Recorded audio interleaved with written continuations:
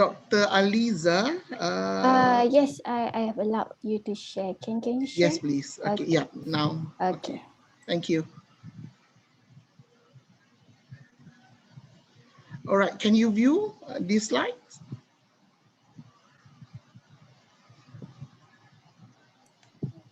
Dr. Aliza? Yes. Okay, It's just up. all right.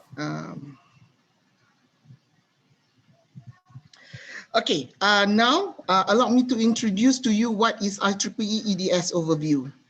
Okay, IEEE EDS, EDS stands for Electron Device Society, which is to promote excellence in the field of electron devices for the benefits of humanity. EDS mission is to foster professional growth of its member by satisfying the needs for easy access to and exchange of technical information, publishing, education, and technical recognition, and enhancing public visibility in the field of electron devices. There are many fields of interest related to EDS, such as electron and ion devices involving insulators, metals, organic materials, plasma, semiconductor, quantum effect materials, vacuum, and emerging materials. Now, I would like you to promote for you to become one of our EDS member. If you become one of our members, you can benefit all these services. For example, education, attending live EDS webinar. For publication, keep abreast with the latest technical content of free access to top IEEE journal. Network with all EDS members using IEEE EDS member roster. Award, leadership, project, member can request funding for humanitarian projects, which is what we are doing today. Experience, friendships, and industry leading periodical IT and so on. Basically, IEEE EDS Malaysia chapter is under Region 10, together with Bangladesh, China, and India, which specifics to Asia Pacific regions.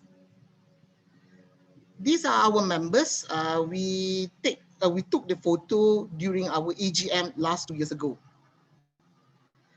When you involve with EDS lectures, series, and dialogues we conducted at various universities in Malaysia and also via online. These are the paper cutting showing that we do have the EDS chapter membership drive and technical talk, either face-to-face or even the EDS webinar, which is broadcast via online. We also conducted IEEE EDS Malaysia Virtual Distinguished Lecture. EDS also actively involved in Reach Out to Humanity, where you can find program during pandemic COVID-19. We do provide sanitize and even face masks to frontliners and to school. We also actively involved in education activities, where these are the paper cutting, where we are involving with a program which is related to STEM. These are the program for EDS ETC, which is referred to Engineer Demonstrating Science and Engineer Teachers Connection. For EDS Award, EDS IEEE Malaysia chapter managed to won Chapter of the Year for EDS Region 10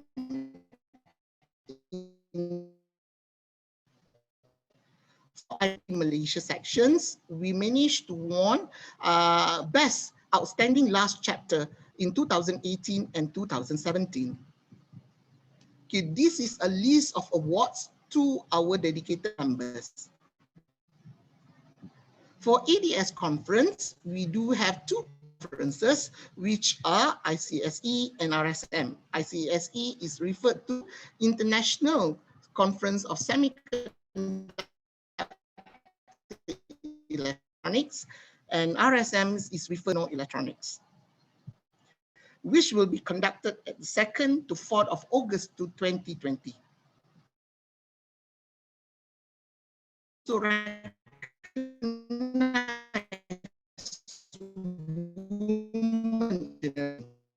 in March 2021, we conducted a day where we have an afternoon virtual session with women past chairs of IEEE EDS.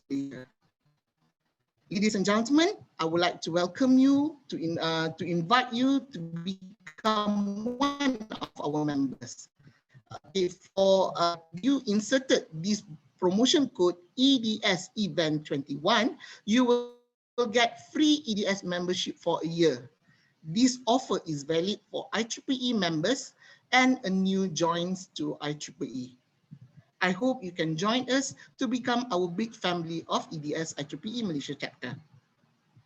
You can reach to EDS Malaysia chapter on social media such as Facebook, YouTube, Instagrams, website, and even Twitter.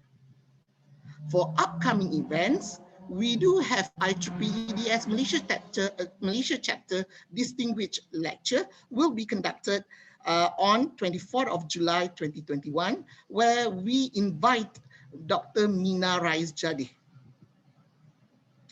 And then the second one, which is close to us on the 15th of July, IEEE EDS Malaysia has a program called COVID-19 Awareness Program, where we invite 3 panelists from one of them is our frontliners, and 2 of them is the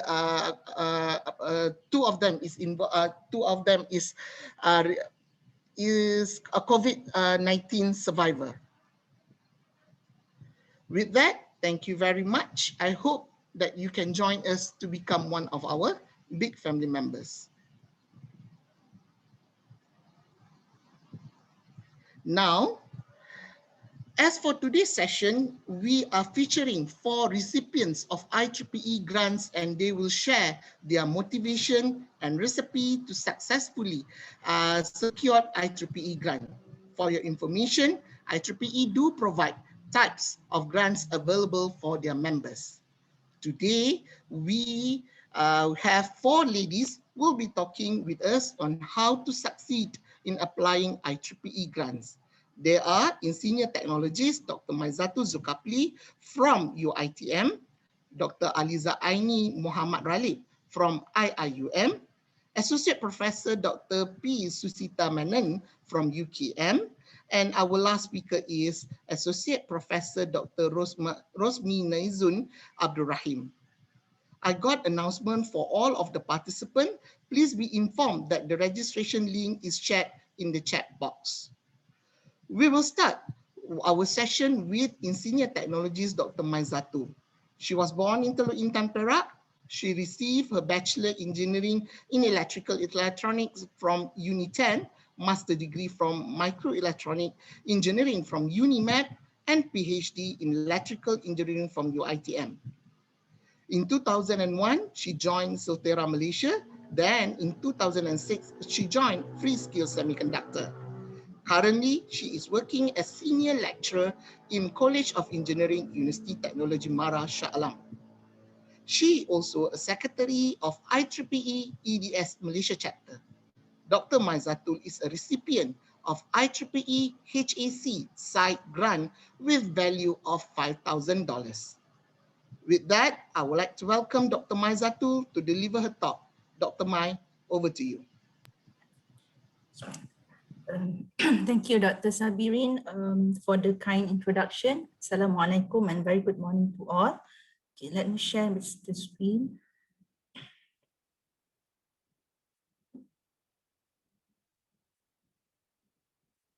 Can you hear me?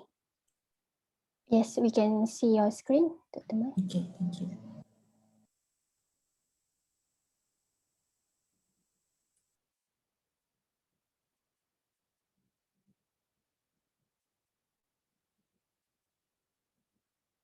All right. Okay. Okay. All right. okay, screen? You may Okay. proceed, Dr. Mai. All right. Assalamualaikum and very good morning. First of all, I would like to thank IEEE EDS Malaysia for inviting me to this sharing session. I'm not an expert on this, but I would like to share my experience in applying the IEEE HAC grant. Okay, so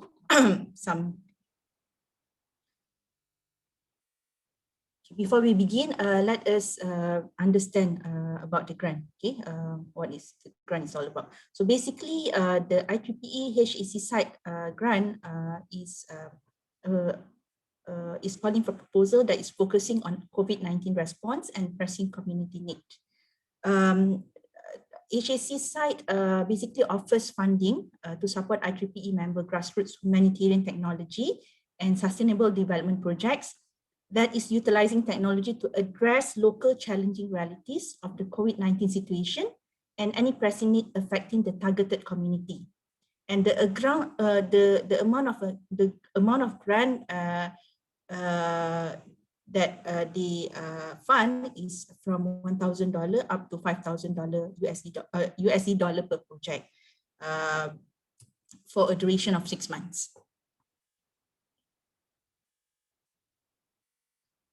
So basically, the areas that they are focusing is quite wide, where the HAC prioritize proposals that has immediate impact, poverty mitigation, and also inequality reduction to these areas. Okay, so the areas are the food security, infection control devices, information and communication technology, medical devices, PPE, sustainable power sources, water sanitation and hygiene. And the latest for this call, they are also looking for project that is covering the issues of pressing community need. Okay, so how to apply for this grant? Basically, you need to apply. The application need to be done online. Okay, through this website. You need to submit the application through the IEEE HAC site online funding opportunity portal. So for the first time applicant, you need to create a user account, which in order for you to submit. So this is how the front page of the application form looks like. So you need to create an account using your email address and using the password that you have already created. Okay, and then together with the application, you need to submit to fill out the 2 templates, which is the project assessment matrix and also IEEE HAC projects 2021 budget template. Okay, so this is how the project assessment matrix looks like, where you need to write down your project name and the objective of your project. Okay, and then you also need to list down what are the outputs of the project and also the outcome. So for each of the output and the outcome, you need to mention the details. Okay, so you need to mention what is the indicator, and then define the indicator. So how are you going to calculate the indicator? Okay, and then you also need to mention the baseline. So what is the value at the project inception, and what is the target value? Okay, what is the value at project close, and also how are you going to measure, right? So this need to be filled up and submitted together with the form, and also the budget. Okay, so the form is pretty much straightforward. It's not complicated. So for the budget, you need to mention your project title, and there are 2 sections. One is the funding received and also the expenses. So this one, you just need to leave it blank. All you need to do is to fill up this section here. Okay, so you list down all the expenses related to the project and what is the budget from the HAC grant. So if you have another grant or a matching grant, then you also need to list it down here as well. Okay, and then to make sure that your proposal is meeting all the requirements, you can always refer to the proposal complete checklist. All right, so make sure that this is okay. This is the snapshot of the checklist. There are many, there are more to this. I just crop a part of it. Okay, so you have to make sure that you meet all these requirements so that your proposal can advance to the next level. Okay, so the most important thing that you need to fulfill is that you need to become an active IEEE member. Okay, because in the application later, in the application form, you need to mention your membership number. So they are going to check based on your number, whether you're still active or not active. Okay. Right. Okay, so currently there are two active call for proposal on under the HAC site project. Okay, so the first one is the IEEE HAC site call for proposal focusing on COVID-19 response and pressing community need. Okay, so this form you can start submitting the application from 12 July and it will be closed on 16th of August 2021. Okay, so the interesting part of this grant is that the application will be reviewed on rolling basis. So let's say you submit on 12th, then you don't need to wait until 16th of August for your proposal to be reviewed. Okay, once you have submitted, you will start doing the reviewing process. Okay, so you don't have to wait until the deadline. So I would encourage everyone to apply because who knows, it could be yours this round. Okay, so if you know, if you want to know more details about this proposal, okay, you can always check this. Please check this link. Okay, so in here you have all the details how to apply, and then in fact, IEEE is very transparent. You can see what are the projects that you can see the list of the successful projects. I mean, the projects that has been accepted. So you can from there you can have an idea on what type of proposal that you can submit. Okay, the second active proposal that is now open is the IEEE EDS and IEEE HAC project. So this is a collaboration between IEEE EDS and also IEEE HAC, where they are calling for proposal that is EDS that has the EDS relevant technology for local community challenges, and they are offering up to 2,000 USD dollar, 2,000 US dollar to projects that presenting a convincing plan to understand the real needs of local community or local stakeholder organization, and it has to be completed not more than 6 months. Okay, and the project must utilize EDS relevant technology to address the local community challenges. Okay, so this proposal, the deadline for this proposal is on 8th of August. Again, please apply. Who knows, it could be, you might be the lucky one this round. Okay, so you can check this link for more details on these proposals. It is a 2 separate grants. All right, so if you go to the website, the HAC website, they have put together a presentation where you can find more details and also the tips, what are the common pitfalls. They shared basically all the things that you need to know in order for you to successfully got the grant. Okay, so you can refer to this presentation. All right, just to give you an insight on the process, starting from the submission up to the decision. So this is based on my experience. So the application was submitted on 19 February 2021, and about 3 months later, I received the funding decision for the grant. So the duration is it's quite fast. So during that 3 months period, I received they contacted me twice to get more information about the proposal. So all you need to do is just to justify. Okay. All right. So some sharing on the project or on the proposal that was accepted. Okay, so this is the proposal that I submitted. The title of the project is Bridging Digital Inequalities Amongst the Urban Poor Communities in Malaysia. All right. So these are the members of the project team, where it's basically a collaboration between UiTM and also IEEM. So we have our chair, Dr. Sabirin, and also our ex-com, Dr. Aniza, in the team. Okay, some background of the project. Basically, the issue of this is that the COVID-19 pandemic has created the largest disruption of education system in history, which affect nearly 1.6 billion learners in more than 190 countries and all continents. So Malaysia is no exception. So due to this, so the consequences of this issue,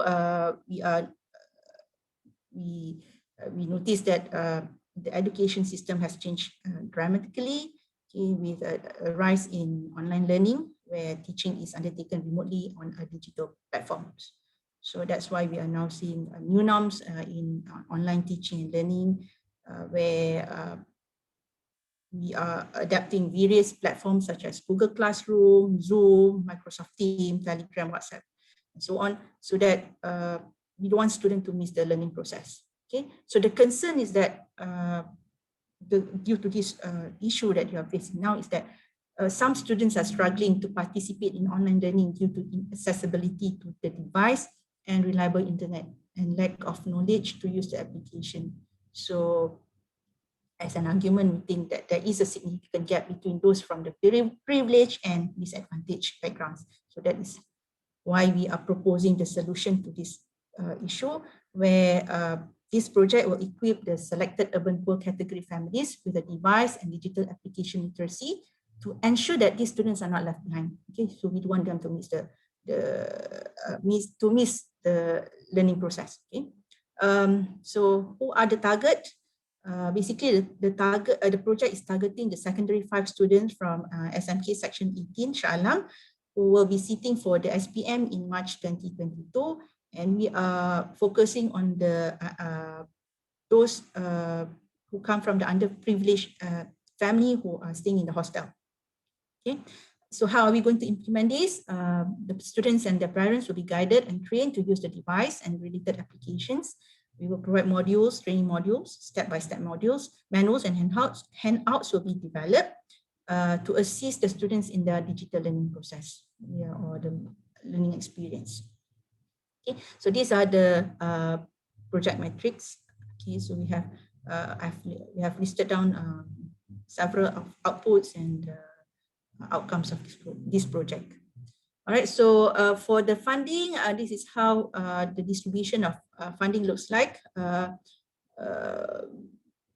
About from the total amount that we have received, we are going to spend about 3,500 to purchase the tablets or the device, and then $1,500 will be allocated for producing the online material, training material, and the remaining 1,000 will be spent for printing of manuals and handouts, and also some services. All right, so this is the project timeline. So it's going to begin early this month. And we will be end in 6 months time frame. Okay, so after you have completed the project, you need to submit the report. They will give you the date for you to submit the report, or you can submit it 60 days after the actual completion date.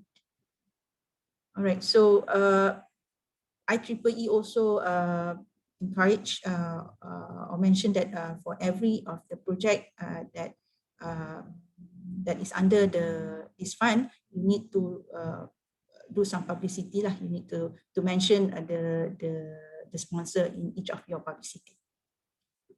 Okay, so for the payment schedule, the money will be transferred to IEEE Malaysia section.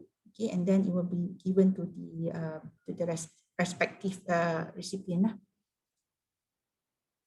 All right, so I guess that's all I have for my sharing today. So I would like to again encourage everyone, all my friends here, to apply. Thank you.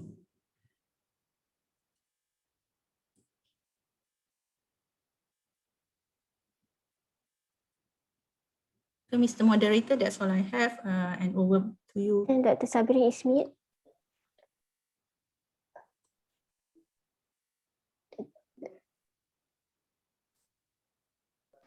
Now, okay, sorry for that. Okay, thank you very much, Dr. Mazato, for a comprehensive sharing related to HAC site grants. Note that I will take all the Q&A after all the speakers finish their presentation. There is also a Google translation, Google registration form shared for the audience to fill in. Please fill in the forms and IEEE EDS will provide you with e-certificates of attendance. Moving on, we have our second speaker, Dr. Aliza Aini Muhammad Ralib. She obtained her Bachelor in Computer and Information Engineering Electronics from IIUM. Both her Master's and PhD in Electronic Engineering are also from IIUM. She previously worked at Intel Microelectronics Malaysia. Since 2016, she has been an assistant professor with the Electrical and Computer Engineering Department, International Islamic University Malaysia. She is currently an executive committee of IEEE EDS Malaysia chapter under Education Portfolio. In 2021, she has been appointed as a committee for IEEE Region 10 in educational activities. Dr. Aliza is also a recipient of IEEE R10 Education Activities Grant worth $400 under Reaching Local categories. Without further delay, I would like to invite Dr. Aliza to talk about opportunities in second call for proposal for IEEE R10 educational activities. Please, Dr. Aliza. Okay, thank you so much, Dr. Sabri, for a very kind introduction. So let me share my slide.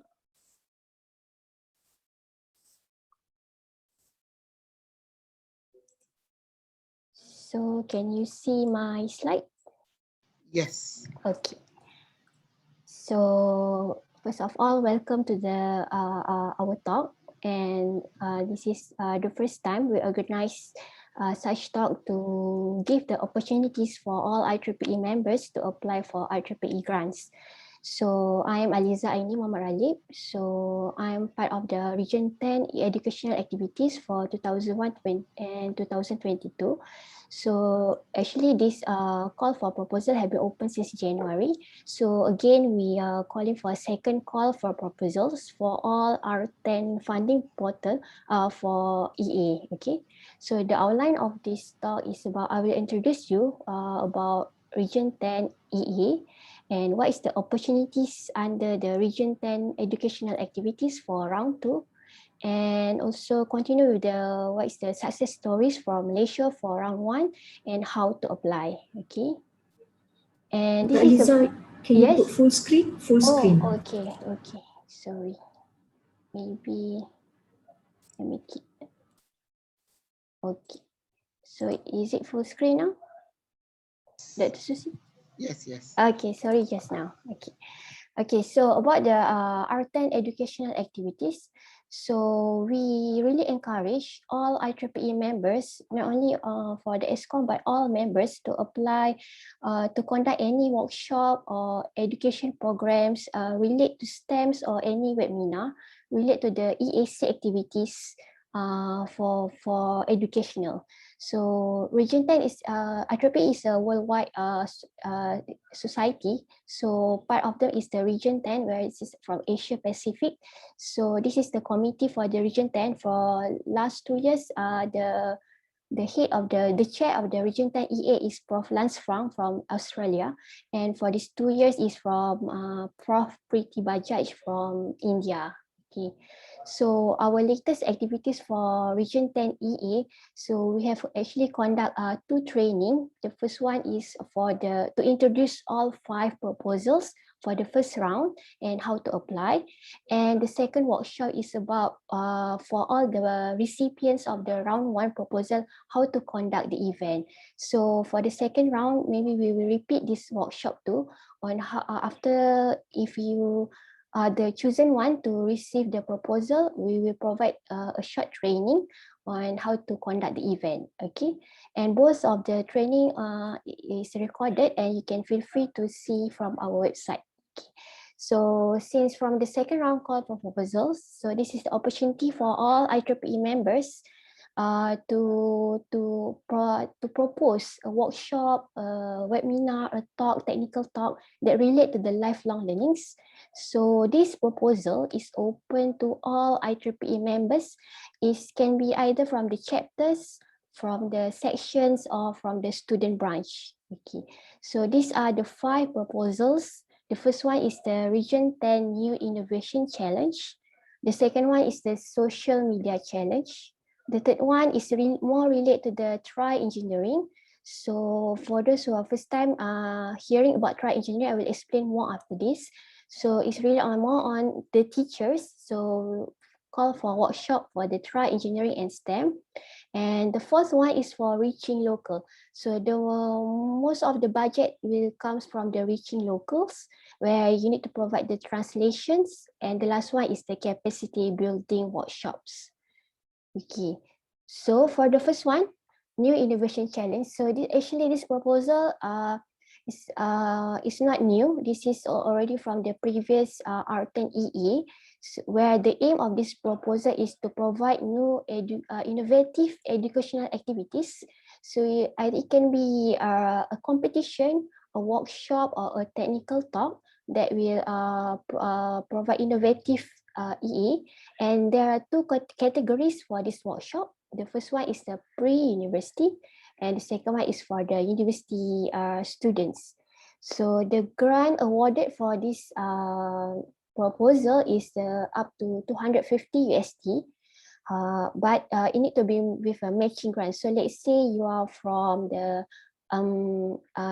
one society, let's say EDS, so they need to have a matching grant from the EDS to provide another 250 to match with the 250 provided by R10. So it's actually not directly money. It can be like in-kind contribution. Let's say you use their STEM kit, so the proportion of the money, the value of the STEM kit will be equate to the 250. Okay. The second one is the capacity building. So this is more on the curriculum development. So let's say you like to share how is your accreditation, how is your curriculum development in your university. So you can propose a webinar. So, but this one need to be involved with 5 OUs. So need to collaborate with, let's say, student branch, EDS, or section, minimum 5. So it can be an online webinar to discuss a forum about the education policy and so on. Okay, the maximum grant awarded here is the same, 250 USD. And this one also need to have the matching grant from either one of the OUs. Okay. The third one is about the social media challenge. Okay, so this one is just for the promotion. So if you can promote your event, let's say you got your grant from the previous one, the capacity building, and you also can apply for this social media challenge by promoting your event to all platforms. And this round, the money that we for this grant is just a small amount, is actually 50 USD each, because it will be like parallel to the other grant. Okay. The fourth one, which is the highlight of the today's proposal, is the reaching local. So most of the budget there is no limitation for this proposal, means that you can apply more than you want. So the aim of this proposal is to conduct activities where you can reach the local communities. So the highlight of this proposal is, once you provide any webinar, we just need to develop the translation of the webinar, or if you have a workshop and the module, provide the translation of the module in terms of the recorded video, and you can apply for this proposal. So the grant awarded is 150 USD, and this one, no matching grant is needed. Okay. For the second round of proposal, there is some additional requirement here. So let's say you're providing a workshop or a talk, so it need to be minimum 8 hours. Maybe it may be a series of workshop. for the second round proposals. So I really encourage all of us here to apply for the Reaching Local, because nowadays everything is online. So if the webinar is provided in English, so you can have a professional service to develop the translation of the webinar or the workshop. Okay, so this is same highlight. Okay, the last one is about the Try Engineering and STEM. Okay, for this one, the focus target group is teachers. So minimum of 30 teachers need to participate on the workshop. And the module that we need to use here is the Try Engineering. So this grant is more focusing on the STEM activities to spark the awareness for the students to join the STEM program. Okay, and the event for the workshop will be on October. So there is a Try Engineering Day in this month. So it can be hybrid, either online. We know this is our current pandemic, so they accept all online program, or it can be hybrid. Maybe at the end, we hope for at the end of this year, maybe the school will be open, so it can be hybrid, half-half, online and blended. Okay, and the workshop need to use IEEE educational activities lesson plans, that is Try Engineering, that will help to support teachers in the virtual classroom. So there are 10 workshops that will be selected in 2021. For the first round, 5 already accepted. So 5 is still open for all IEEE members to apply. Okay. Grant awarded here is, grant awarded here is 150, and this one again need the matching grant from the organizing OU. Okay, this is some glimpse about the Try Engineering. So feel free to go to this website, IEEE Try Engineering. So the spirit of this Try Engineering is actually having a complete modules lesson for students, I think the age 5 until 18 years old, until SPM. So the module here is actually the low cost plan, means that you no need to have a big budget for you to apply these Try Engineering programs. So it have a complete full lessons overview video, and you can just take the content of the module and apply for the proposal. So, and on top of this Try Engineering is comprised of the wide area of science, mathematics, technology, and engineering. But there is also another lesson plan toolkit, that is engineering lesson, more focusing on the engineering. So these have the complete design process, from the initial design until how they are going to make critical thinkings. So there's a complete module here where you can just follow and apply it to any target of your students or target teachers for the proposals. Okay. Okay, so let's move on the success stories of the first round proposals. Okay, so we have received around 40 proposals and 34 have been accepted. For each, the highest number is from the Reaching Local initiatives, because as I mentioned here, there is a lot of budget from these Reaching Locals. And for the Try Engineering, there is still another 5 open for proposals, and we didn't receive any yet for social media, and there is 4 from Innovation Challenge and 4 from Capacity Building. Okay, this is all around the Region 10. Scope to the Malaysia point of view. So from Malaysia sides, we have the success proposal is 8 over 34. So this is a good number. So I really encourage for all IEEE members from Malaysia to send your application for all the proposals, so we can have a higher number for Malaysia. Okay, so most of the proposal is from the Reaching Local. I think 1, 2, 3, 4, 5, 6. 1 from the Innovation Challenge, and another one for the Try Engineering and STEM. So this target for the schools at Perak, I think. Okay. So the deadline of this proposal, so please mark your calendar. So this is the last deadline is 30th July. So the announcement of the shortlisted project will be on 25th August. And duration given to organize the project is between 26th to 10th October. And the reporting deadline is 30th October So all fundings are, it's not like IEEE hub and site that Dr. Mai mentioned just now. She directly received the money first to be part under EDS.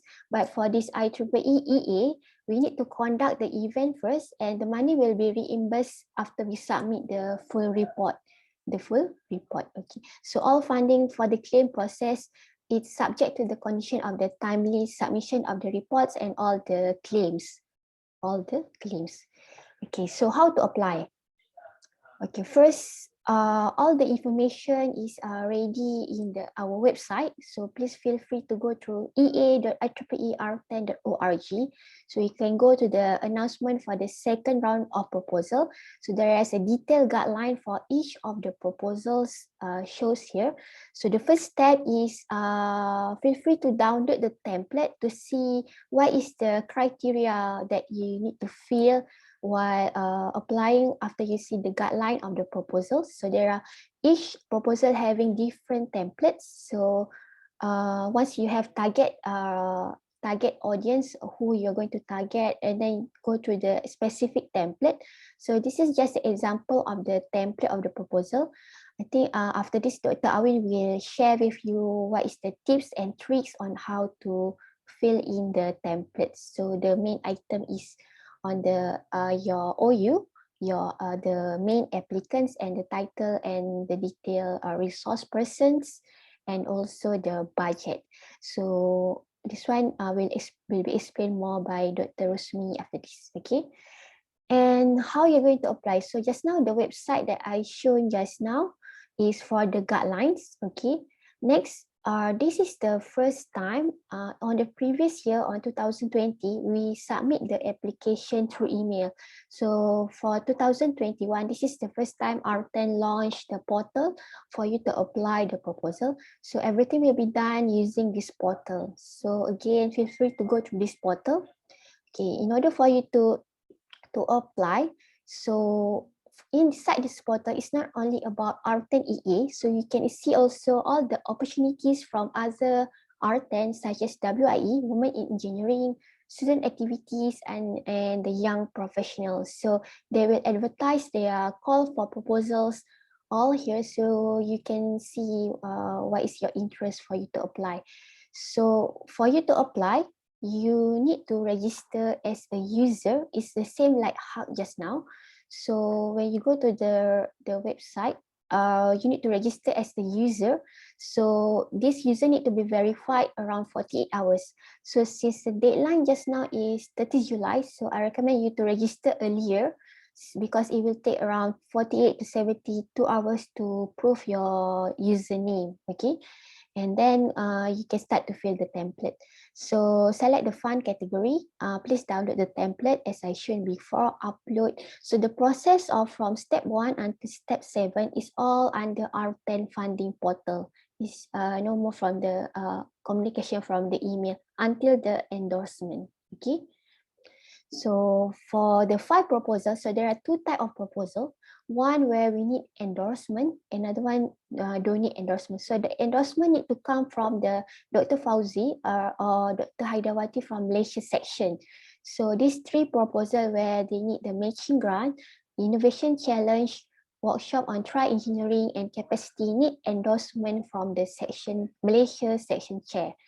For the one that don't need endorsement is the region local, so you can directly submit, and also social media.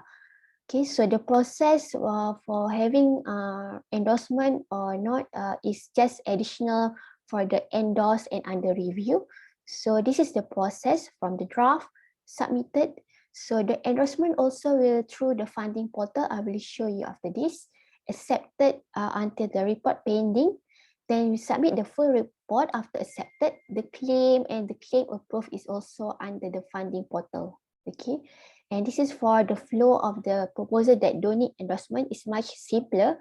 So it's directly after accepted, you can directly conduct the event and then claim also inside the portal. Okay, so this is what I highlight before, where you need to register it earlier. in the site, the event IEEE R10 org. So it'll take some time for it to approve. So we receive email and then you can directly log in and start to apply it. Okay. So inside the event also we have articles here. So you can see also from this article all the open call for proposal for all R10 section. Okay. And here is more focusing on the EA activities. So we have 5 proposals here. So you just click submit proposals and then fill all the details. This is inside the portal on top of the template. So much more detail needed inside the portal.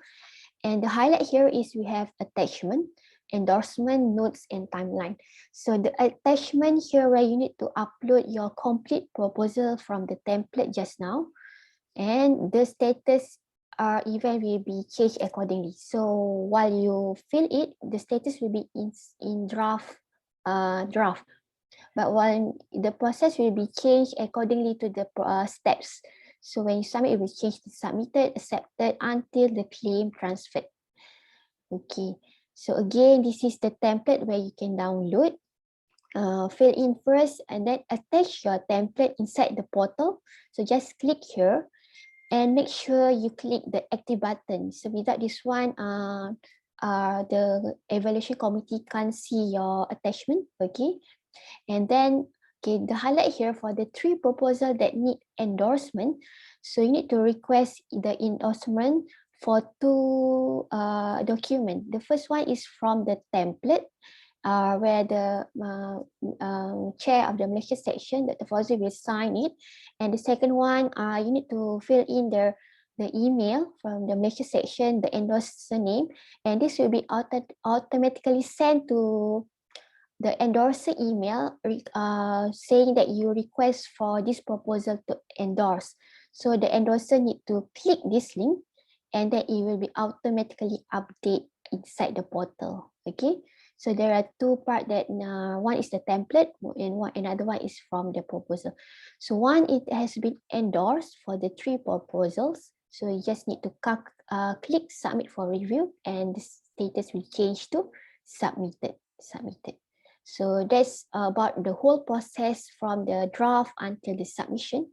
Okay, the evaluation process will take around 2 months. So you will be notified through email, or you can frequently check the website, the portal, for the event status changes, where you also will receive the email for the, this is the snapshot of the email, that every time the status is changes, you will receive an email from events@IEEER10.org. Okay. And for the reimbursement, so let's say you're the lucky one and then your proposal have been accepted. So I just give a glimpse what is the process after that. So there is a reimbursement process. So there is a template here where you need to download to fill all the final report. And there are 3 reports that you need to fill: activity, expense, and receipts. So all the claims, all the purchase of any kit will be together inside the report. So once the report approved, and we will reimburse the money to the Malaysia section, and Malaysia section will pass the money to all the project leader. Okay. So for the detail of the guideline of the demonstration, we have recorded the video. So you feel free to go to subscribe our IEEE R10 Wiki Locals. So once you have, let's say you got this grant, so any videos or any webinars will be uploaded in this Region 10 Locals. So the visibility will be more through the Asia Pacific. So feel free to subscribe our R10 Wiki Locals for all the video demonstration, all the workshops, and all the events conducted in other side of Region 10, other than Malaysia. Okay. And you also can follow our R10 EA activities, Facebook, and also feel free to visit our website and email to us if you have any questions. And I would like to highlight, this is one of our event for our previous, this is before the pandemic, with the marginalized students at with the students. So let's play our role as IEEE member to change, to motivate the students to spark them through engineering and STEM, inshallah. Okay, so with that, thank you so much. I'll pass to you back, Dr. Sabirin. Thank you very much, Dr. Aliza, for enlightening us with an opportunity in second call for proposal for IEEE R10 educational activities. Now we have our third speaker for today's session, Associate Professor Dr. P. Susita Menon. She completed her Bachelor of Engineering degree at National University of Malaysia, or better known as UKM, Bangi, specializing in electronics and system engineering in 1998 under sponsorship of Intel Products Malaysia. After that, she worked at Intel Malaysia as a product engineer for mobile modules and motherboard system.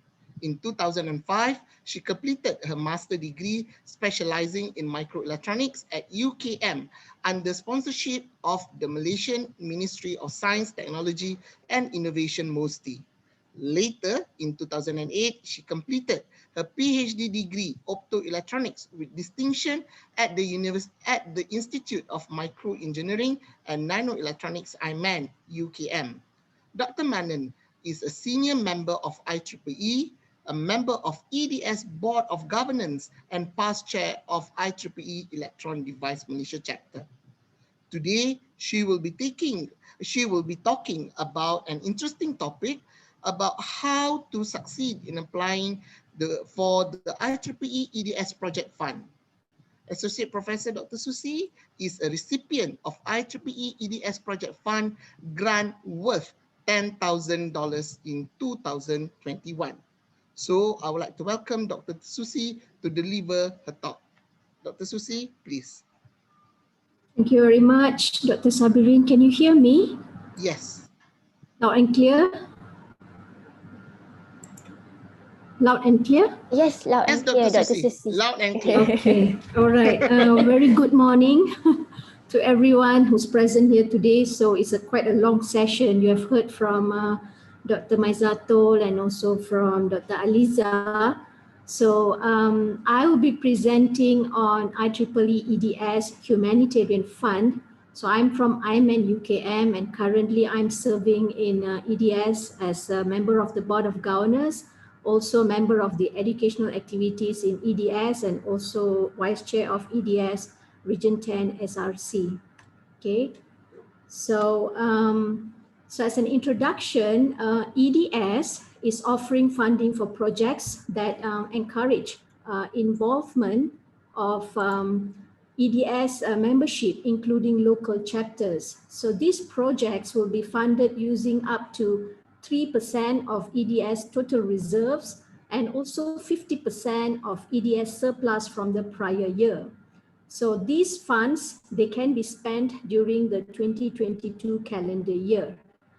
So previously, these total reserves and also surplus projects, they were only open to foreign members, right? And from this year onwards, EDS decided to open it to all EDS members.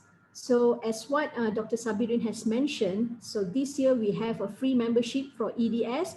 So if you're already an IEEE member, why not grab the opportunity and be an EDS member? And who knows, you might be the next recipient for 2022 calendar year.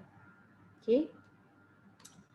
So the aim of funding, so they must be in areas that are directly supported by fields related to EDS and their applications. So what does it mean by fields related to EDS?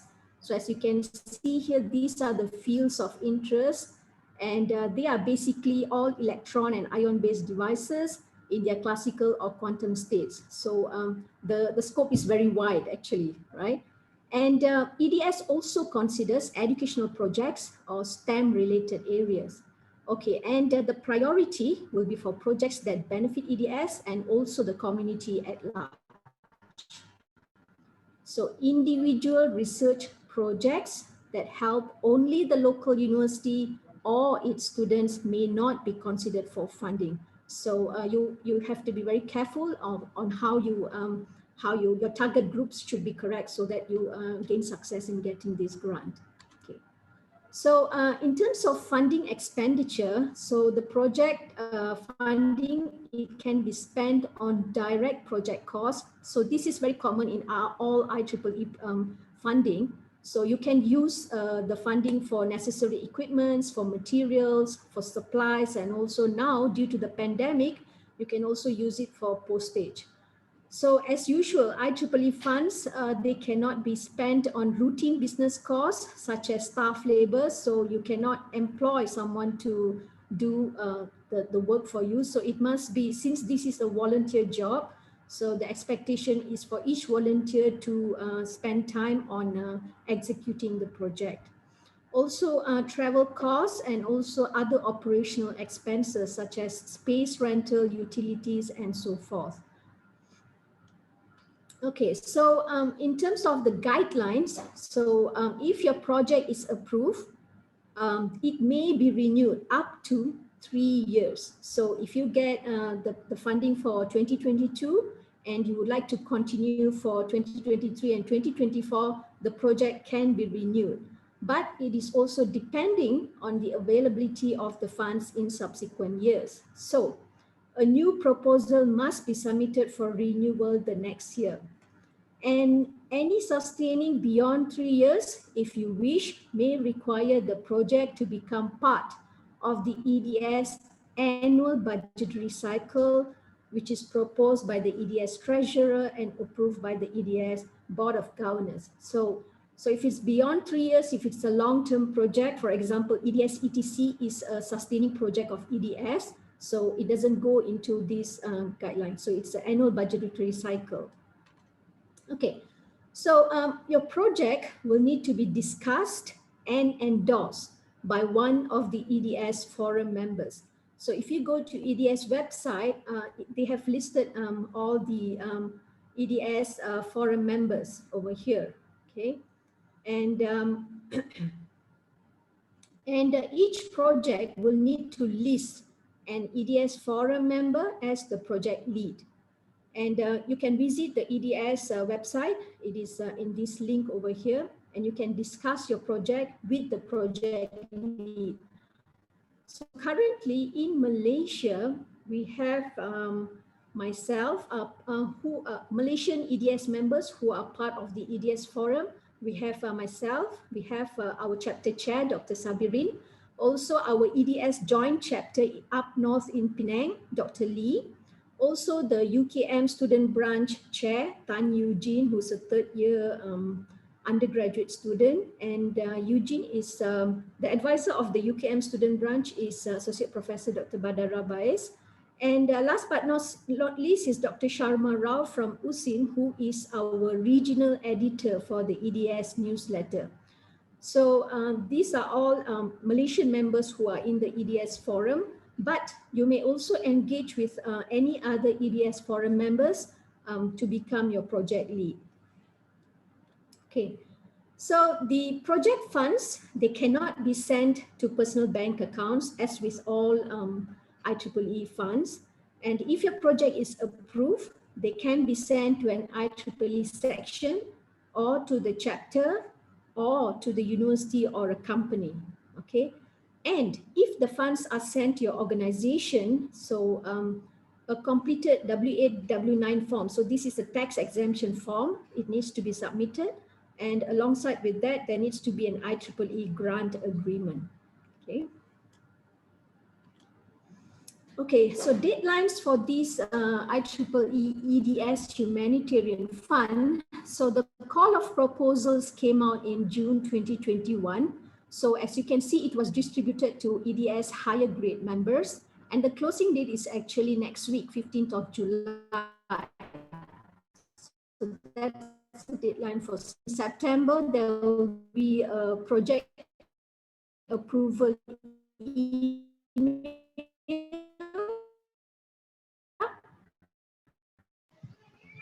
Dr. Susi?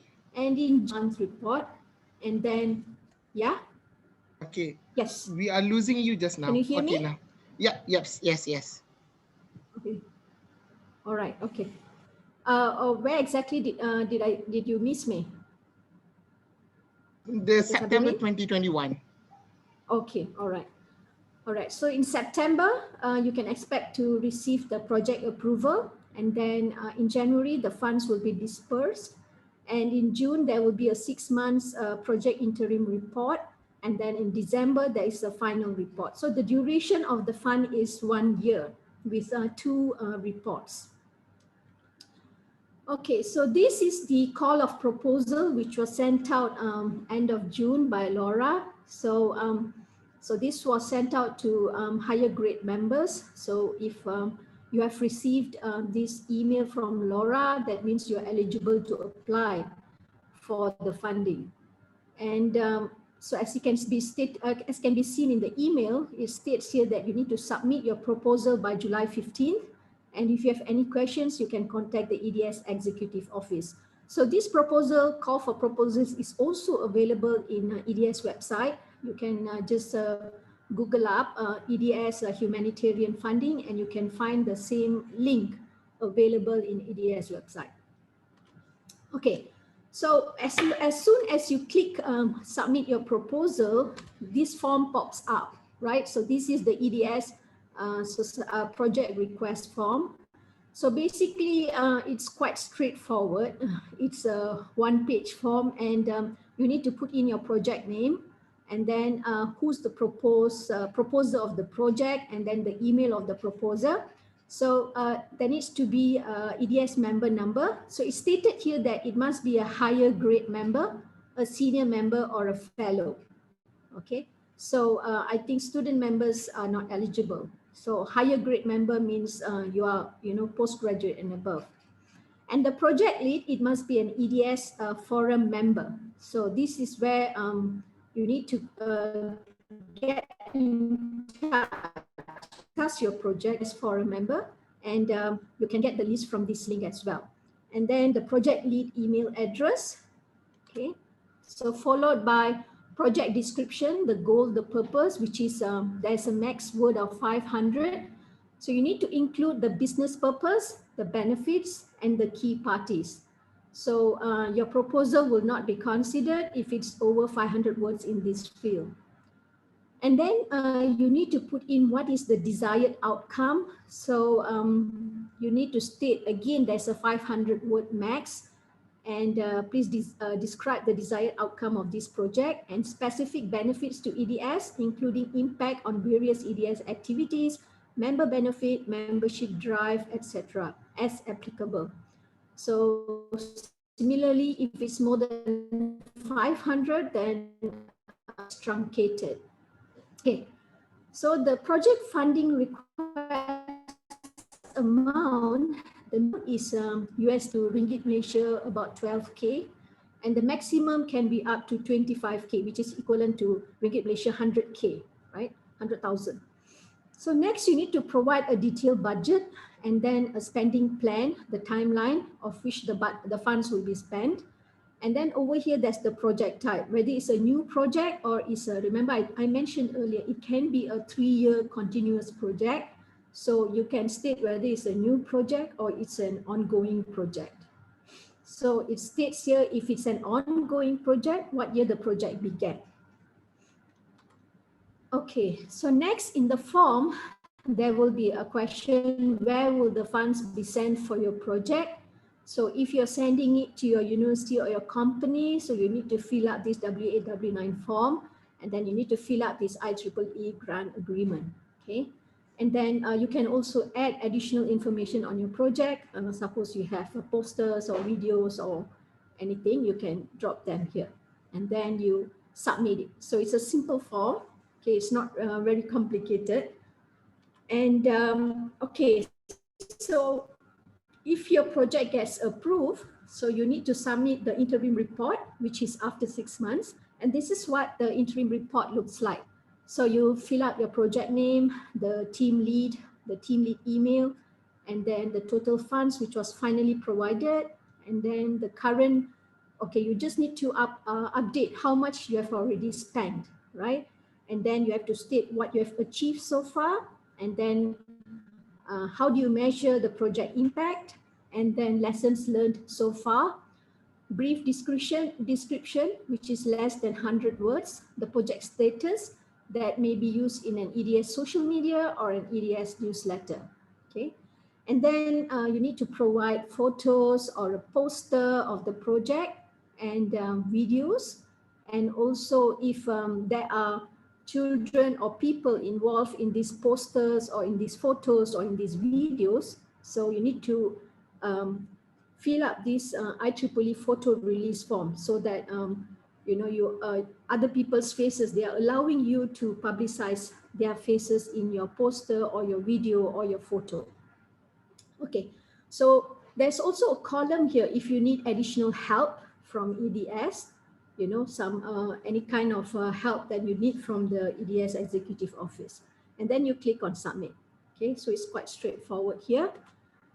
So the final report, which is submitted end of the year, so it looks very similar to the interim report. So basically everything is the same, and it's just that you need to update whether what is your final accounting of the funds and what are your achievements of the project. So actually they're pretty similar, but it's just end of project report.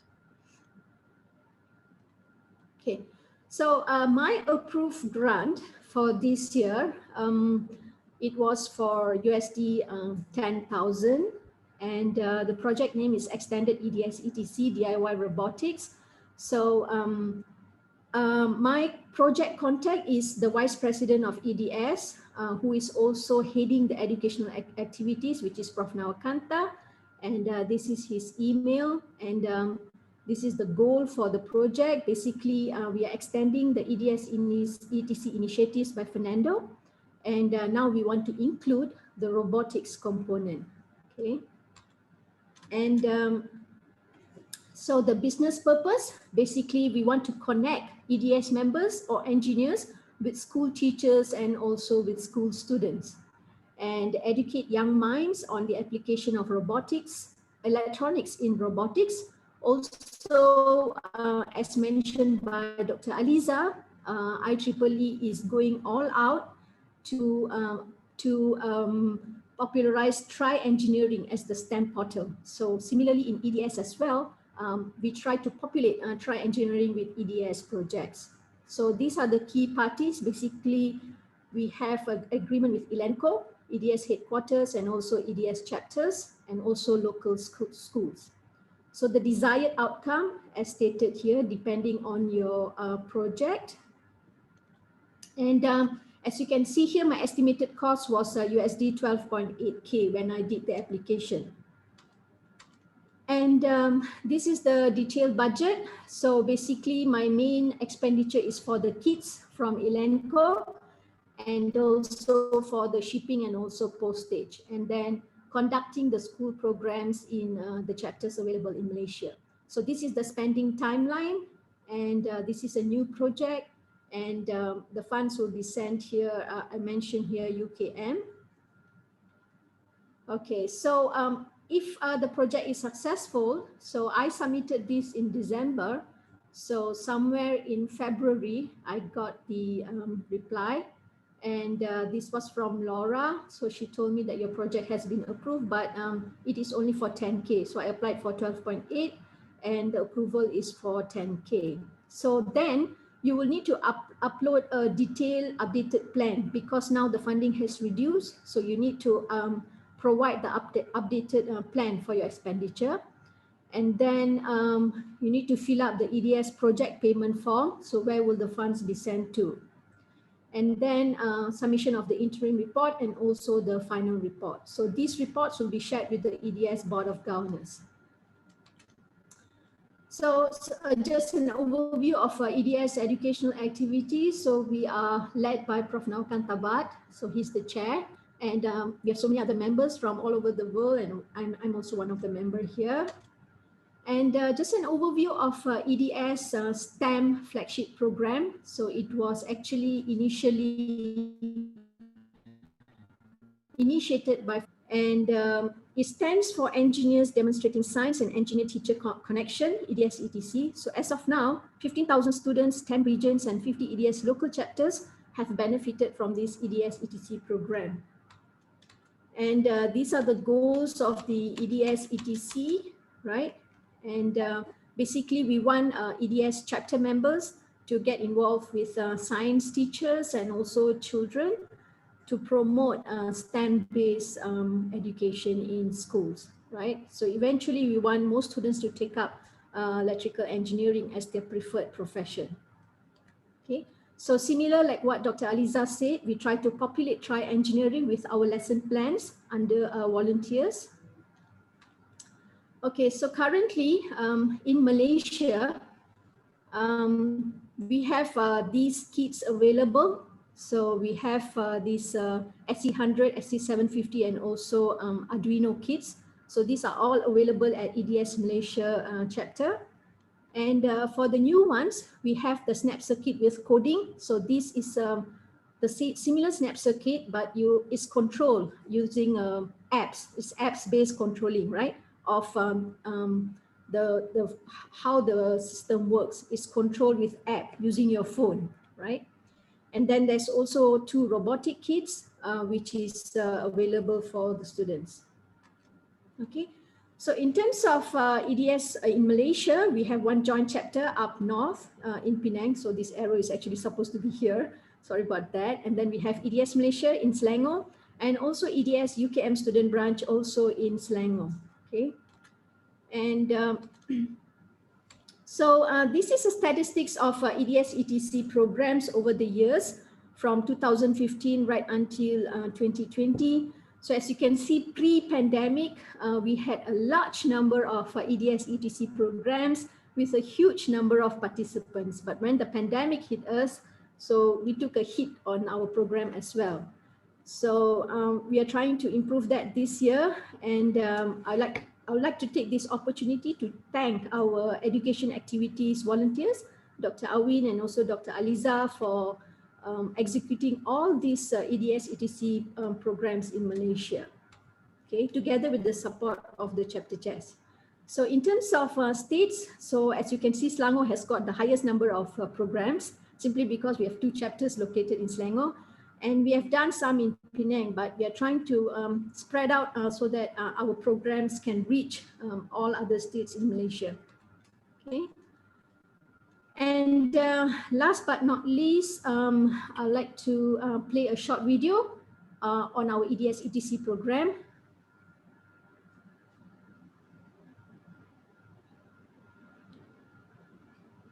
Dr. Susi, is there sound? Is there any sound?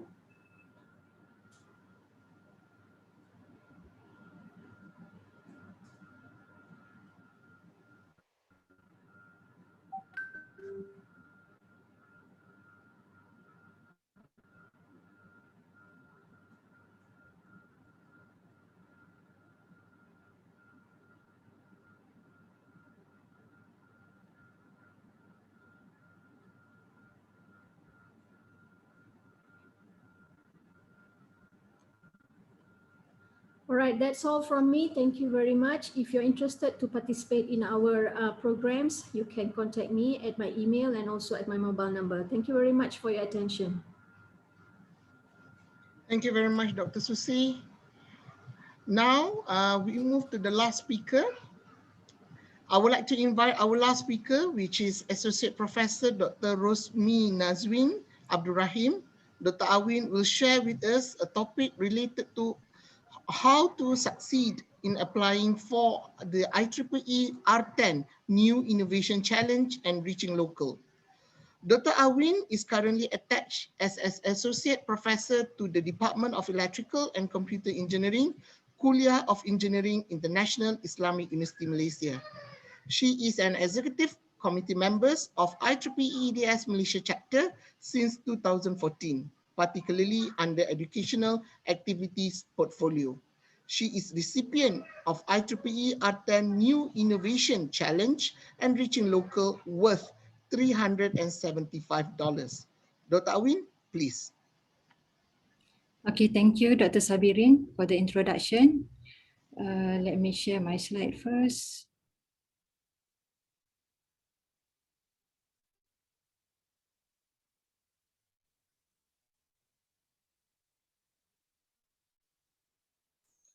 Okay, Bismillahirrahmanirrahim. Assalamualaikum and a very good morning to all.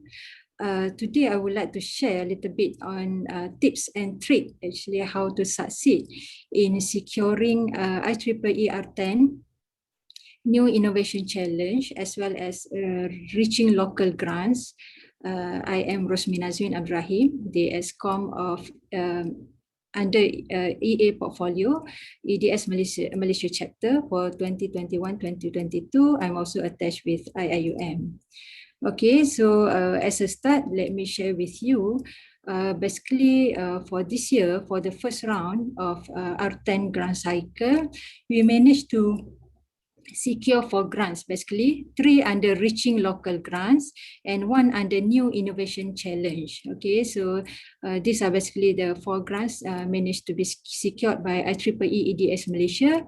The first one under reaching local is a grant related to programs with orphans, STEM activities amounting USD 150. Then the second one is using tri-engineering, the one that has been mentioned by Dr. Susi just now, amounting USD 175.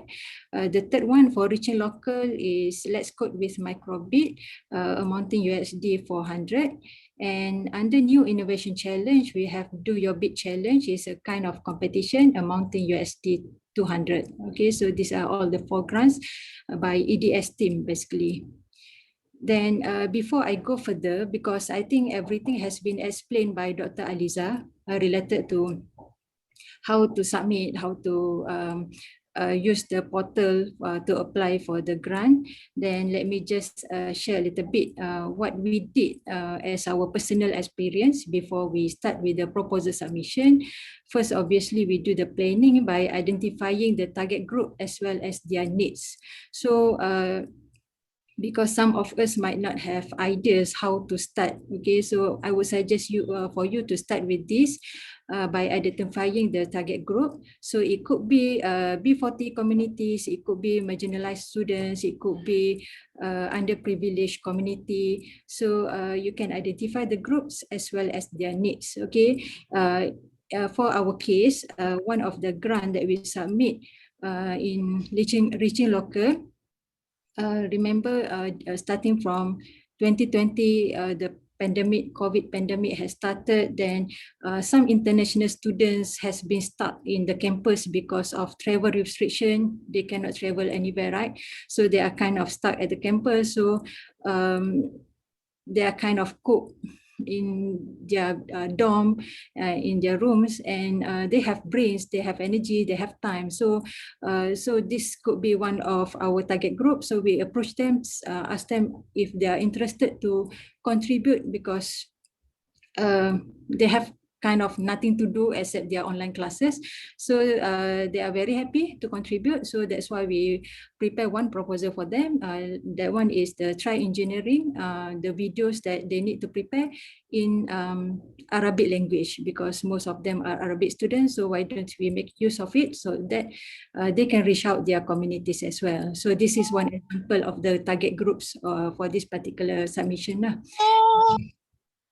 I would like also to suggest you to also identify teams that will be involved in this grant, because for me to work alone, I think it's quite kind of difficult. So normally I will work with 2 or 3 members, the IEEE volunteers or our colleagues. Then obviously to execute the program, we need the manpower. So normally we work with the university students on this. Then the third one will be once we identify the target group and their needs, so we need to identify the mechanism of it. I mean, it's related to educational activities, but what should be the detail? Is it related to coding or STEM or the kids, the EDS, ETC kids, like mentioned by Dr. Susi?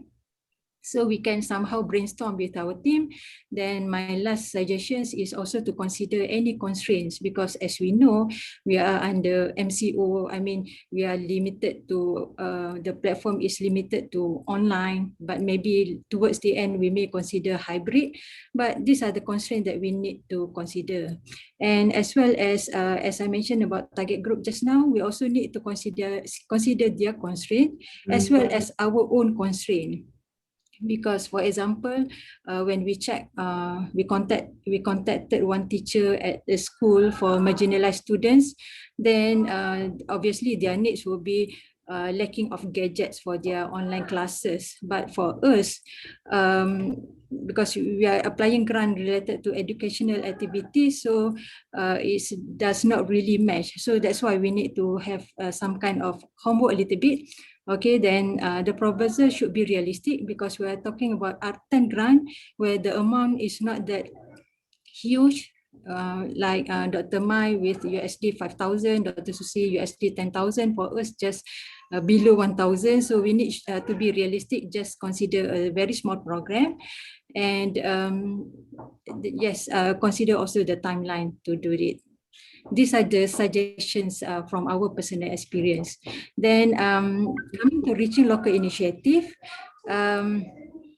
before we apply for the grant, obviously we need to identify what should be the objective for this reaching locals initiative. Okay, so basically our 10 EA team, they are expecting us to submit grants to reach out the community using local languages.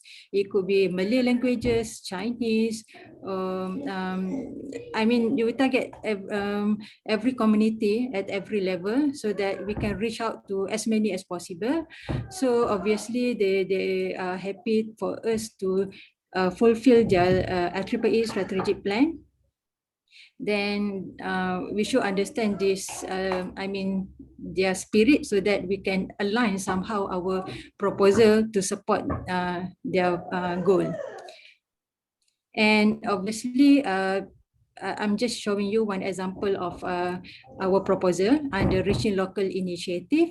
So as I mentioned just now, related to our Arabic students, okay, so we propose one title on Let's Play Robot with Try Engineering.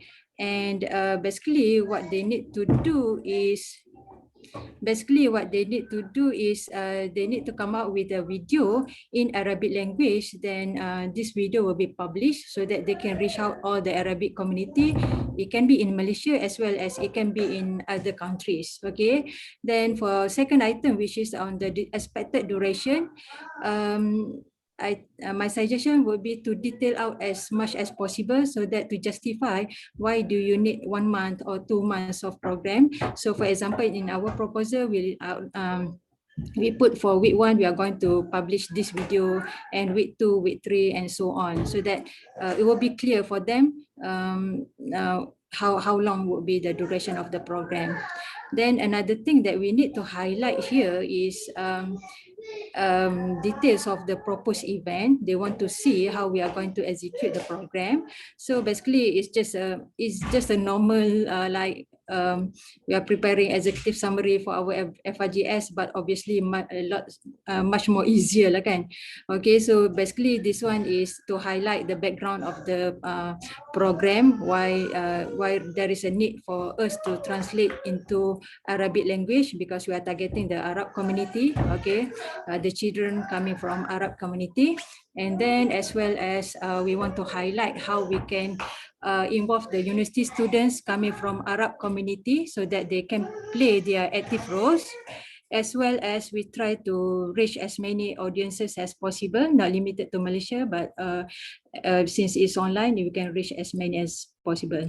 Then obviously, it's good to highlight how this program will impact IEEE, because obviously it will cause IEEE visibility, and I mean kind of promoting IEEE as well.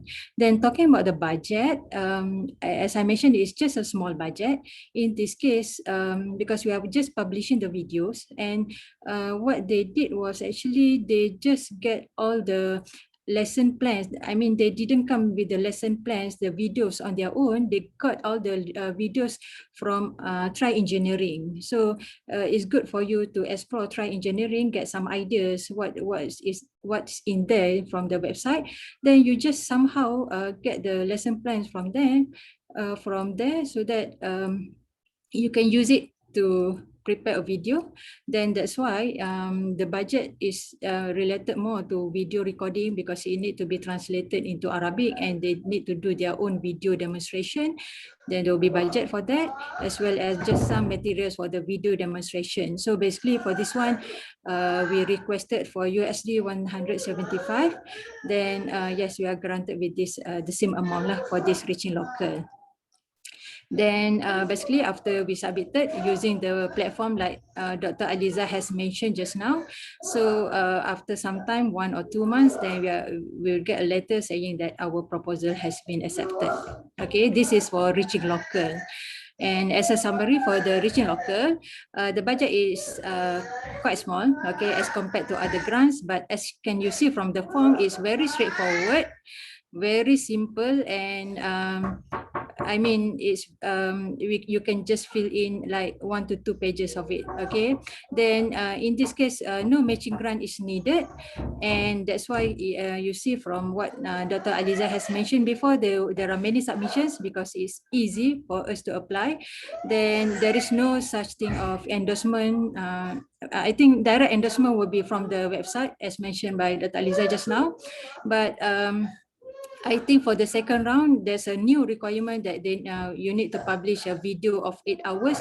Last time for cycle 1, round 1, there is no this requirement. So I don't put in my proposal lah. Then basically coming to the second grant, which is our new innovation challenge. So as we know, this new innovation challenge that has been described by Dr. Aliza, basically the idea is to create creative and innovative programs, obviously related to educational activities. Then their objective is to raise awareness as well as to utilize resources from IEEE. It could be the EDS ETC kits, it could be the lesson plans from Try Engineering just now. Then they really encourage collaboration between IEEE units. Okay, so as mentioned before, there are 2 categories, which are pre-university as well as university education. Then here is just a summary, example of our proposal related to the new innovation challenge. The title of our proposal is Do Your Bit Nature Challenge. Okay, basically the idea is last time when we discussed, because the grant is very small, very limited.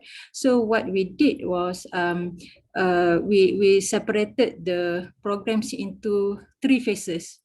Meaning the first 2 phases, we applied it under reaching local, okay, where the students need to come out with a workshop, do the videos, demonstration, these kind of things. Then after the workshop session, the last phase will be the mini competition among the participants. So for that particular mini competition, we applied under new innovation challenge. So combination of few phases under one program, so we divided into few grants because we are working out with a small amount of grant. So for this particular proposal, new innovation, we are talking about the competition, and as I mentioned here in the introduction, it consists of 3 education phases with online lesson plans as well as workshop and the competition. Then just a kind of a little bit of goring here and there. Then basically what we need to highlight here is remember they encourage the usage of IEEE resources. So that's why we highlighted that we are going to use EDS ETC kits as promoted by Dr. Susi just now to somehow support the same goal that IEEE is trying to promote. Then for this new innovation challenge, as Dr. Aliza mentioned before, it requires for matching grant. For our case, the matching grant, we just put the EDS ETC kits. It's not the monetary grant from EDS, but it's more to in-kind, okay, because we have the kits, so we just put the budget for the cost of the kits, okay. Then and then at the same time, obviously, we come out with the budget, our budget that we request for under this grant, under new innovation challenge. But for this particular proposal, I applied for 375, but maybe they noticed that this is just a sequence continuation from previous program under Reaching Local. So we are granted with 200 USD, which is actually enough for us to work on it. Then, as I mentioned, it can be in kind, and we put detailed budget on it. And for new innovation challenge, because as you can see from Reaching Local just now, it's very straightforward. I mean, it's just answer a few questions, but for new innovation challenge, there are a few questions related to alignment of IEEE goals. So the best thing that you can do is you just go to IEEE website and understand what should be their vision and mission. Then obviously you need to put words supporting. I mean, that's the truth, right? We are supporting the IEEE by doing all the activities. Then it's good to highlight that we involve as many as IEEE volunteers as possible. Then obviously we increase the IEEE visibility in local community. Then remember about the usage of IEEE resources. We'll highlight about the tri-engineering lesson plans that we are going to use, as well as the EDS etc kits. Okay, then there is a question related to the educational outcomes. Okay, which I am not that sure what kind of answers they are expecting, but in my case, in our case, we put that since this is a competition, mini competition that we plan to do, then we just mentioned that we are going to use a standard rubrics by taking into account few criteria. Okay, so that few keywords that we want to highlight in this. Then there is a question related to the impact of the program. So basically our target is actually for the students from various backgrounds. So the idea is we want to impart new knowledge in sensor technology to the students. So because the competition is related to nature challenge, so we highlight about them being the nature ambassadors, so that it's the platform for them to give back to society. Then remember the grant is related to new innovation challenge. So obviously they are asking about innovativeness aspect of the program. And in this case, what I put that we plan to do is kind of hybrid mode, where it's a combination of online as well as the face-to-face, so that it will be much more effective and interactive. Then obviously we try to promote healthy competition while sharing innovative ideas. These are the words that I put lah to answer this question. Then I think not that extensive the form. I mean it's very compact, so just fill in everything, then submit like the online platform like Dr. Aliza mentioned just now. Then after 1 or 2 months, then you're going to get a letter from IEEE R10 saying that your proposal has been accepted. Okay, then basically as a summary for new innovation challenge, it's still a small budget. Okay, mounting 150 to 50 USD. And obviously we talk about not that big program, okay, just a small program. It's more detailed form as compared to Reaching Local. But in this case, matching grant is needed. Okay, Reaching Local does not need for any matching grant. For this new innovation, it needs for matching grant. And as you can see from the statistics that has been shown by Dr. Aliza, only few submissions for new innovation. So I hope if you submit to this, the chances of you getting the grant will be higher lah, obviously. Then we put some attachments as the supporting letter. So these are actually just optional except for supporting letter of matching grant. So you need to get it from because just now matching grant is from IEEE EDS. So we prepare a letter, supporting letter from chair of IEEE EDS saying that we are going to provide a matching grant amounting with the same amount like the grant that we are applying. Then supporting letter from school, I think it can be added values to it. It's just optional thing to add. Then as mentioned by Dr. Aliza as well as Dr. Susi, if you don't know how to start, my suggestion, you can start with this. Go to Try Engineering. There are lots of resources, lots of ideas and that you can follow. And because they come with very detailed lesson plans. Okay, for example, for each project, this one that I captured, 3D printing, plastics, everything. So if you click under 3D printing, there will be a lesson plan, then what should be the material, then what should be the objective learning outcomes that you are going to get after you conduct the program. So I mean, it's all there. It's just for us to use and translate it to our local language. That's the thing. Okay, so I think that's all from me. My last message to you, I believe everyone here, the idea of us, we joined IEEE because we want to give back to community. And for us Muslim, I hope we can internalize this hadith that the most beloved people to Allah are those who are most beneficial to people. So the idea is, with or without grant, I hope we are all motivated to give back to community using our expertise. So I think that's all from me, Dr. Sabirin. I pass back to you. Right, thank you very much, Dr. Awin. Thank you to all of our speakers today. Let's give a big hands to them. Now I would like to open for Q&A sessions. Okay, the first question is basically from Dr. Nurhana Arsad. Is it compulsory that all projects co-members are IEEE members or only a leader? Okay, Dr. Mai, we go one by one. Dr. Mai? Okay, all right, so if you look at the form, I think the most important, the leader has to be the member, but the team members is not necessarily a member of IEEE, but it's easier for you to collaborate if your team member is also an IEEE member. Okay, what about Dr. Aliza? Okay, thank you, Dr. Sabirin. So for the answer, it's really recommended for all the members to apply that is IEEE members. So it can, for the application, at least for R10, it's actually maximum maybe 3.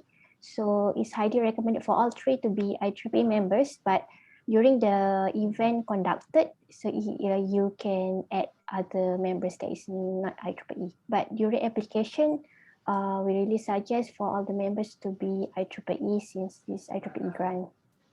Sure, That's thank you, all Dr. from me. Aliza. Dr. Susi, for Okay, EDS grant? For EDS, as you can see in the form, there is a project lead and also there's a project proposer.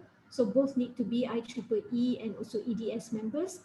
But once approved, if you want to execute using non-IEEE members, I think that's fine. All right, thank you very much. Dr. Awin, do you have anything to add?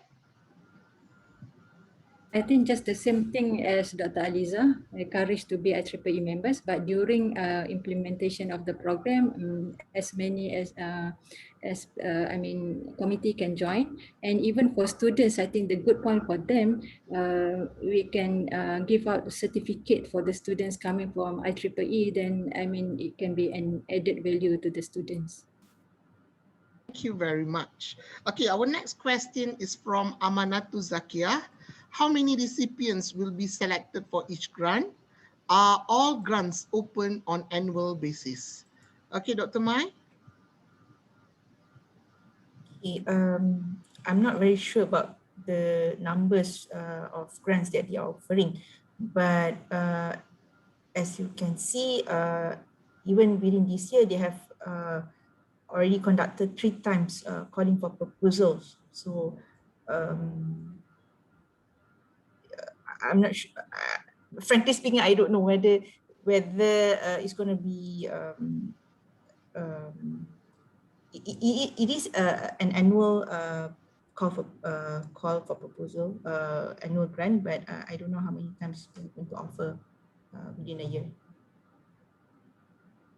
I hope that answers the question. Thank you, Dr. Mai. Noted. All right, now Dr. Aliza?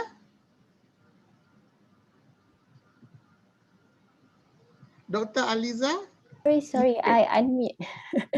Okay, so since we have 5 proposals, so I will explain one by one. Okay, for the new innovation challenge, our target is 10, but I think the one that in the first round is 4, so there is left another 6 empty slot for second round. For social media, the target is 6. We didn't receive any yet for first round. For the try engineering, targeted is again 10. So we have received the accepted one is 5, so left 5 empty slot. And Richie Local is I see as I mentioned before is the highest budget. So our target is 100 proposals. So that's why I really suggest for all to give more focus on the reaching locals. And the last one is the capacity building. The target is 8, but I think the accepted is around 4. So I hope that answers the question. Good. Thank you very much. Then Dr. Susi for EDS Fund. Okay. So as you know, previously in IEEE, most of the funding is used, not to say most lah, but you have funding for traveling, right? So due to the pandemic, so everything has been halted. So apparently there's an excess of funding available, I think not only in EDS, but also in all chapters, right? So you have excess money available. So since the policy is to use up the reserves, so that's why they dish out this kind of call of proposals, right? Because you have access, and we want members to get access to these funds and execute fruitful projects for the community. So for EDS Humanitarian Fund, as I said, this is the first time that they have opened it to the to all higher member EDS members.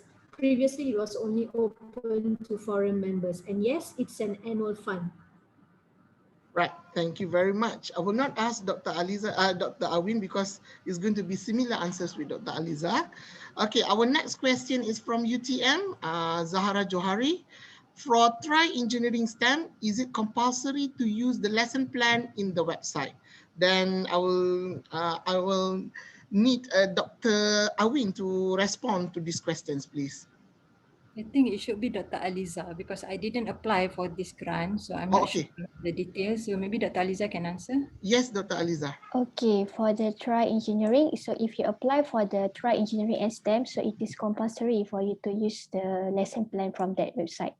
But if for Reaching Local and other grants, so it can be open, you can create your own module and then use that for your proposal. But IEEE, as Dr. Susi mentioned, we really would like to promote this Try Engineering for all the communities to use this one, because at the end, after the post-event, all of the event, you are really encouraged to post your programs in the IEEE STEM portal. So it's from the same website to promote your event, so that your event can be conducted in other places, so they can adapt your programs.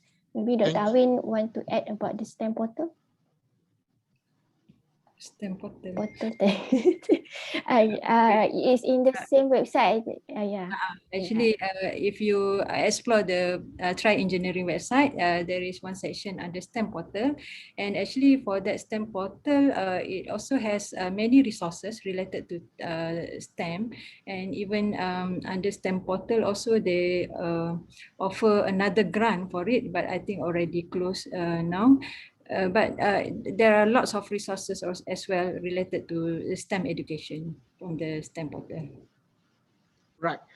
Thank you very much. Okay, I believe this is going to be a last question. In this COVID pandemic, with restricted movement orders, is it difficult to execute or implement any STEM educational programs at school? What is your opinion on this? Dr. Awin? Okay, yes, I agree where somehow we are actually significantly and very much affected and impacted with this pandemic, because before this we used to do programs when we get to do the face-to-face program where we invite the students coming to the university or we go to their place. So I think it will be much more fun for the students as well as for us to do this kind of program. But since like Dr. Susi was mentioning just now, during this pandemic, they have excess of budget, then that's why lots of call for proposal for this grant. So we have to somehow strategize and make do with what we can. So that's why I keep highlighting about the constraints, about the limitation that you need to consider, then to be realistic, because it's very difficult for us to do some kind of face-to-face program. So we need to somehow sort it out with the online, but it's doable. I mean, we can do it, inshallah. Thank you very much. Dr. Susi? Yeah. Because you're involved with schools, children as well, right? Yeah, so my concept is quite simple. So I think many of us who are in this webinar today are engineers, right? You have a degree or a master's or a PhD in engineering. So are your children going to follow what you're doing? So probably these kids, by exposing them to your own children or maybe to your neighbor's children, provided you're not in a pandemic area, right? Provided your neighbor is COVID free, right? Or else we restrict it within your own family member, and then we can make use of postage, right? So it involves some extra effort from us, right? So we were so used to face, right? And you can see how everything has changed, right? So, and you learn new skills, you learn how to do things online, right? So 2 years ago, if you ask how to do online teaching, I think almost all of us here are not familiar, but now all of us are experts, right? So the challenge is, take up the challenge, face it, and we keep moving forward. Great. All right. It's very solid answers. Okay, Dr. Mai, I believe your project also, your grant is also involved with school children. Yes, I sort of agreed with what has been mentioned by Dr. Awin and also Dr. Susi. It's quite challenging, but like it or not, we have to be creative on how to move forward. All right, thank you very much. Do we have any questions from our audience who would like to ask directly? You can unmute your mic and you can ask our speaker. Do we have any takers?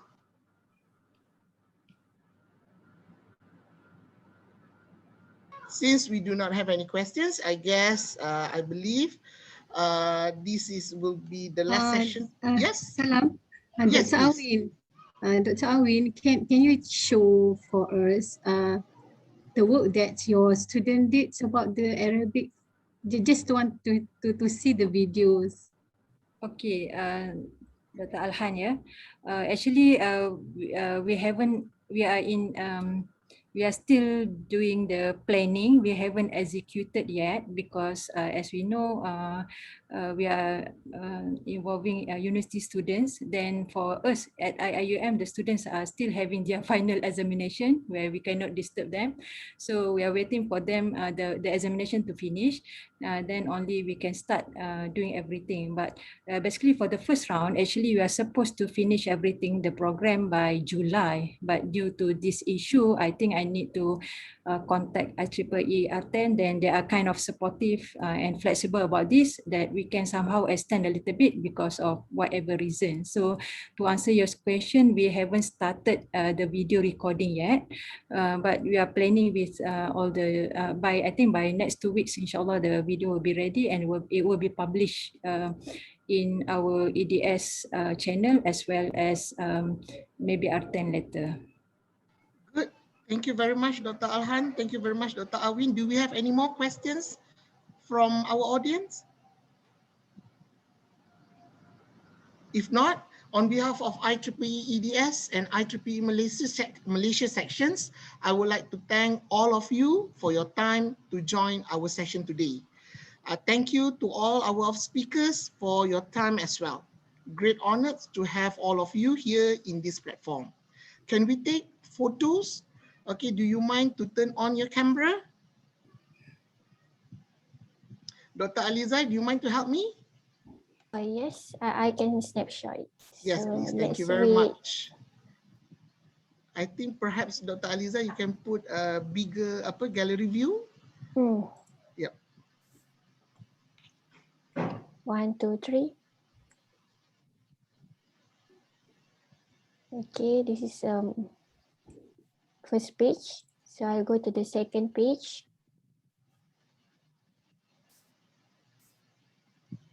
Okay.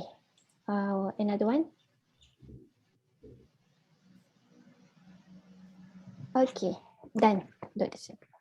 Right, thank you very much. To all of participants, please do not forget to register your attendance. Register link will be at the chat box. With that, please stay safe and vigilant with your loved one. Take care. Assalamualaikum warahmatullahi ta'ala wabarakatuh, and have a nice day. Thank you very much. See you later on our next webinar or Let's Talk session by IEEE EDS Malaysia chapter. Thank you very much.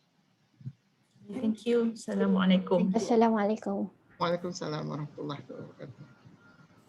Thank you very much.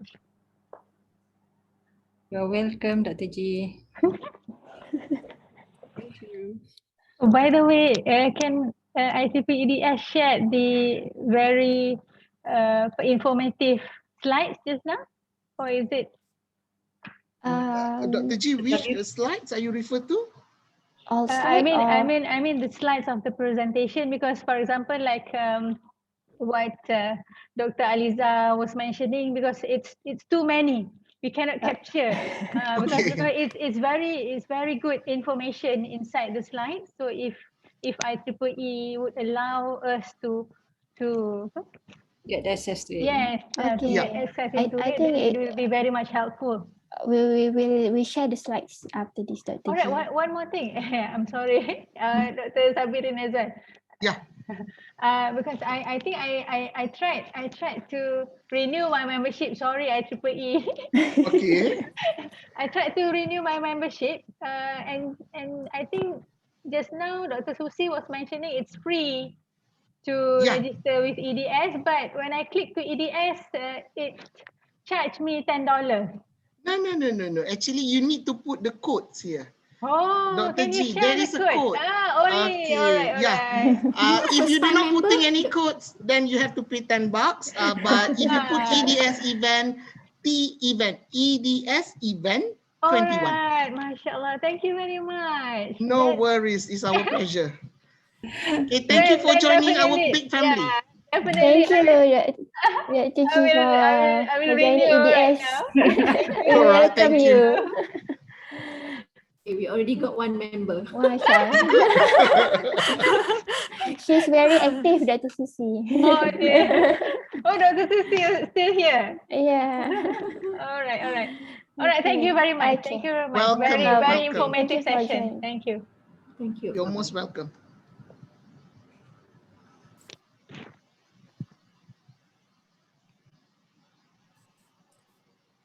Okay, thank you very much to all ladies speakers, Dr. Awin, Dr. Susi, Dr. Mai, Dr. Aliza. You make it.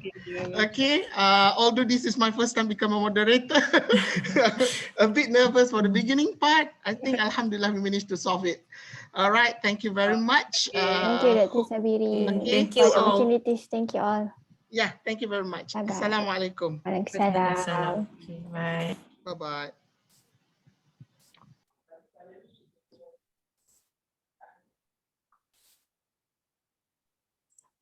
Dr. Aliza. Oh, yes. Yeah. Dr. Bilal. Sebenarnya, awal sister. Yeah.